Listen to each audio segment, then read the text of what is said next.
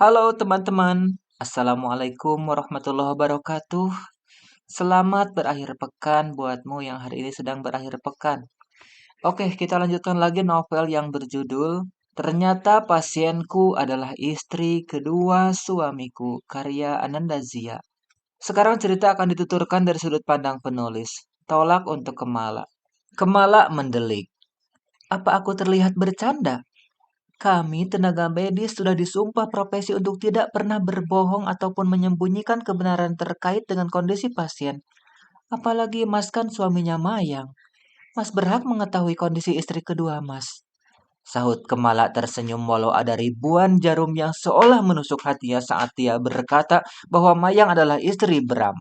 Bram tersenyum miring. Atau kamu salah mendiagnosa? Tuduhnya. Kemala memandang Bram pilu. Aku menjadi dokter kandungan gak sebulan 2 bulan ya mas. Sudah 2 tahun lebih loh. Dengan total kuliah 10 tahun. Puluhan bahkan ratusan pasien kulayani. Dan aku benar-benar memakai ilmuku saat bekerja. Jangan menghina aku ya. Tukas Kemala sengit.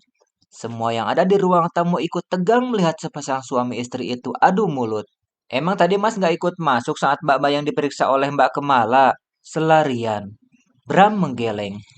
Tidak, tadi sesampai di rumah sakit, perutku mendadak mulas, jadi tidak ikut menemani Mayang, jawab Bram. Jadi, kamu sudah tahu soal Mayang? Kemala beralih pada Rian. Rian menjadi salah tingkah. Jadi, menurut Papa, daripada membicarakan hal yang sudah terjadi, gimana kalau sekarang kalian putuskan masa depan rumah tangga kalian? Papa Kemala memotong jawaban Rian. Kemala menghela napas. Bram sudah mengkhianati Kemala, Pak. Kemala tidak ingin memberikan kesempatan lagi. Sekali berselingkuh, biasanya akan terulang lagi. Walaupun Mas Bram ada kemungkinan memilih Kemala, Kemala tetap ingin berpisah dari Mas Bram. Apalagi kalau ternyata Mas Bram lebih memilih Mayang yang sedang hamil entah anak siapa. Kemala jelas tidak ada alasan untuk bertahan. Jelas Kemala. Di dalam kamus hidupnya memang tidak ada kata di madu dan tidak ada kata melupakan untuk pengkhianatan. Memaafkan mungkin bisa, tapi melupakan kesalahan perselingkuhan, oh tidak semudah itu Ferguson. Apapun keputusanmu, Mami akan mendukungmu Kemala, sahut Mami Bram pasrah. Maminya Bram memang merasa anaknya sudah keterlaluan dan merasa sangat bersalah pada menantu serta besannya itu. Bram terhenyak, keputusan Kemala tidak bisa ditawar lagi. Kamu akan menyesal Kemala. Bram berkata lirih namun cukup terdengar di telinga semua orang yang ada di sana. Aku tidak salah dengar. Kemungkinan kamu yang akan menyesal, Mas. Karena aku yakin anak Mayang bukan anakmu. Sebaiknya kamu memastikannya sekali lagi dengan USG dan kamu harus menunggu Mayang di dalam ruang periksa. Tukas Kemala tenang. Telinga Bram memerah. Dia tidak begitu saja mempercayai perkataan Kemala. Kliennya, Pak Pramono, merupakan seseorang yang terkenal baik. Mana mungkin dia membiarkan keponakannya sendiri menipu tentang kehamilannya.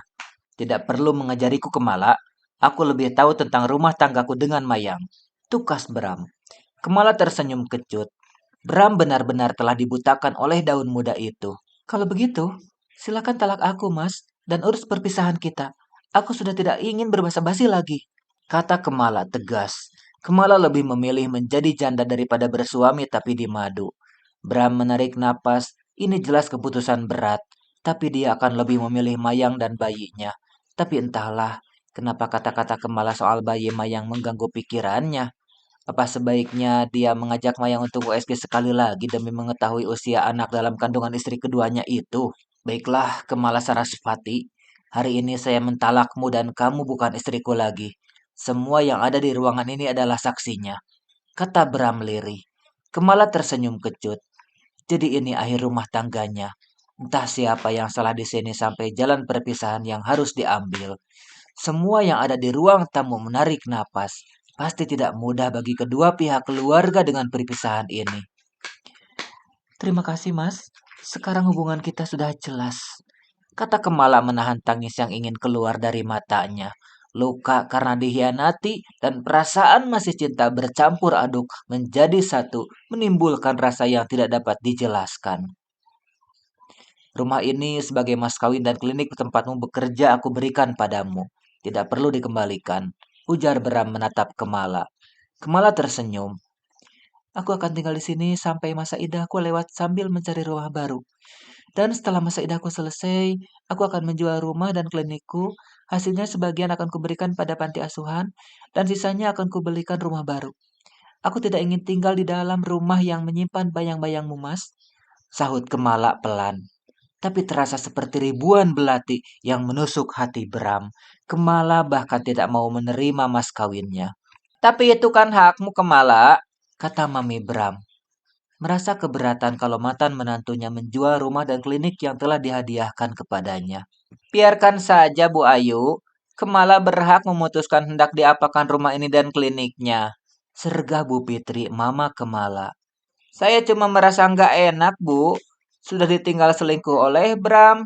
Setelah pisah juga tidak mau memanfaatkan properti yang diberikan oleh Bram. Tukas Bu Ayu. Gak apa-apa, Bu. Biarlah Kemala yang memutuskan.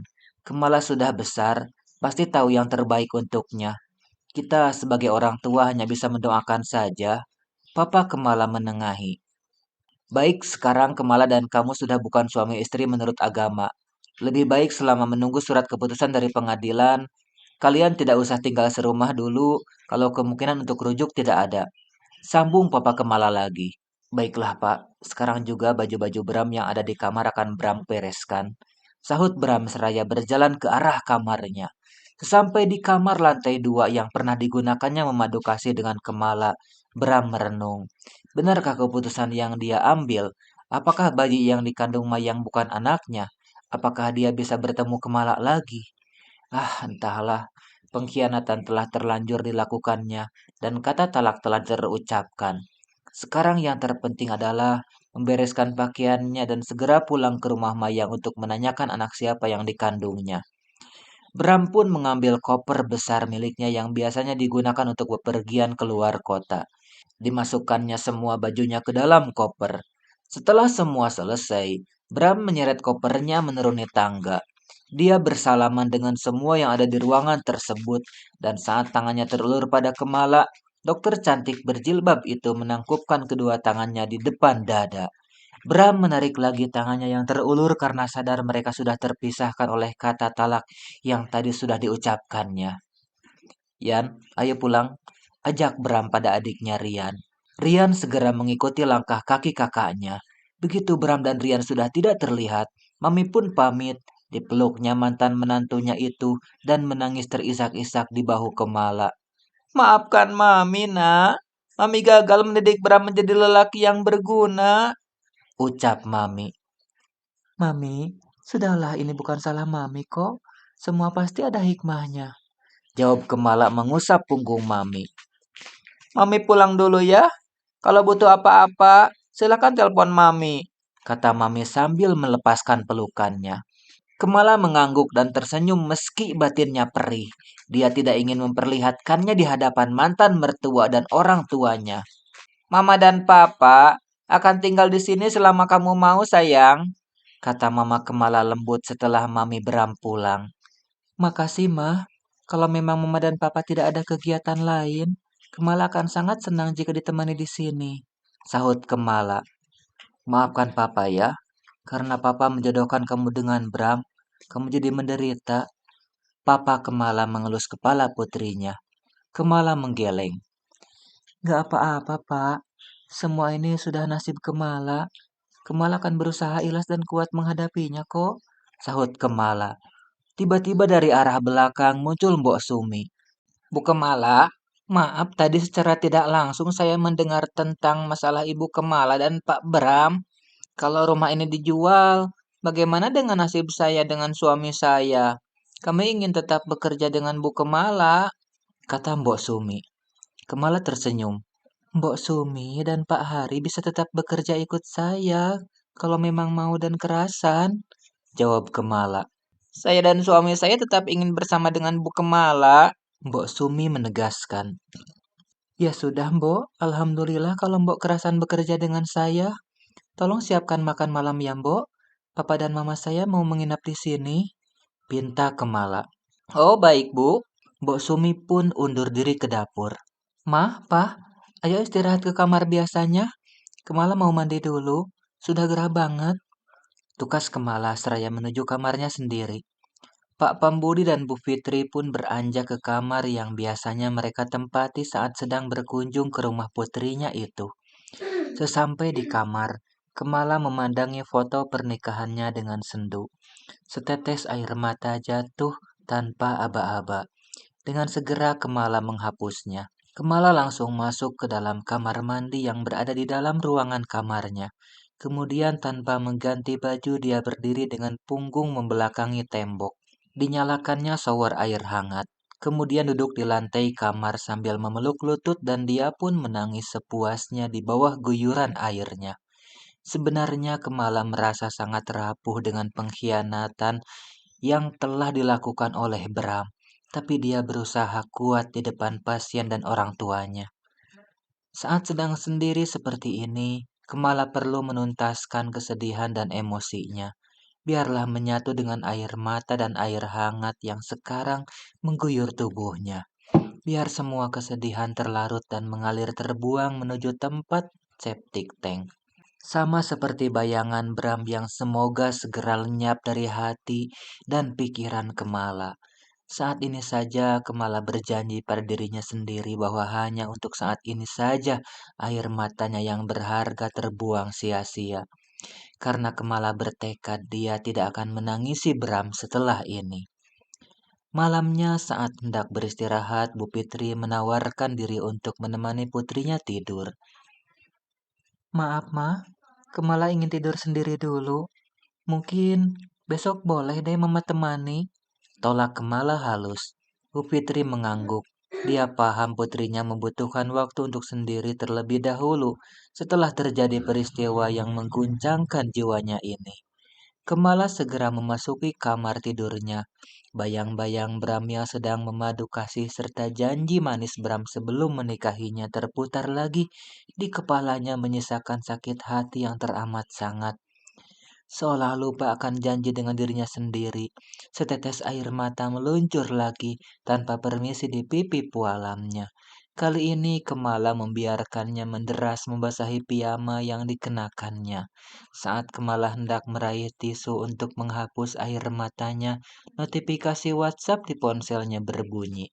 Perlahan Kemala meraih ponsel dan membuka pesannya. Selamat tidur dokter cantik. Kemala terkejut menerima WhatsApp dari teman-teman. Sebagai admin dari channel ini, saya memohon maaf karena tidak bisa membacakan novel ini sampai tamat dikarenakan belum mempunyai izin dari penulisnya.